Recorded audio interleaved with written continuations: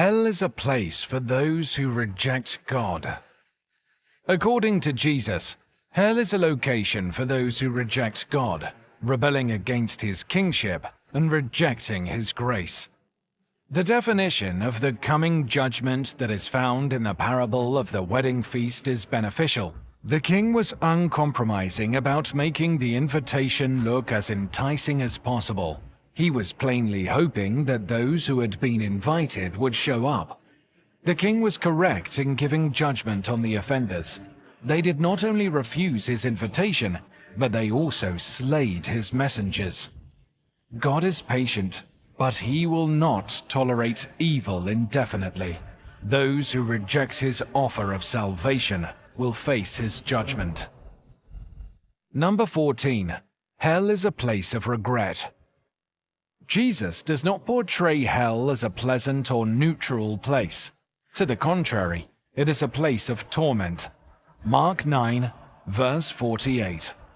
As the dark place outside of God's kingdom of light, hell is full of pain and regret. There will be weeping and gnashing of teeth. Matthew 13, verse 42. Number 15. The choice between two paths. There is then to be a day when justice will be done. Every human has at least two commitments in the foreseeable future, neither of which can be recorded in a journal or noted on a calendar. The first date is unique for each person, whereas the second date is similar for everyone. There is a distinction between general speaking and preaching from the Bible. The preaching of the Bible always includes a challenge to make a choice. The truth of the Bible is never merely information to be picked up on the sly. It is never sufficient to think of the gospel as only information. Instead, it must be implemented. Jesus' teaching on the Mount was completed with an open invitation to all people. However, He directed His instruction to His followers. He pleaded with them to go through the door of salvation and start walking up the path to heaven. Jesus outlined the two paths available to people as they go through life. Everyone is moving through this world on a path that ultimately leads somewhere. This is a journey we are all taking. Jesus encourages us, saying, "I want you to pick the roadway that goes to heaven rather than the highway that leads to hell." You cannot maintain a neutral stance towards the way forward. The easy path. The path to hell. Matthew 7, verse 13. Enter through the narrow gate, for the gate is wide and the way is broad that leads to destruction, and there are many who enter through it. It is up to you whether or not to go past the broad gate and continue walking along the big road. This gate can be traversed with relative ease. Beyond appears an easy road upon which to travel. Jesus made it clear that many people chose this path when He remarked, "For wide is the gate, and broad is the way that leads to destruction, and there are many who go in by it." If you're on that road, you will become one of a large group of reckless and indifferent individuals who travel along that specific road. It is able to provide pleasure, power, and possessions. On the other hand, it is rife with immorality, gruesomeness, and violence.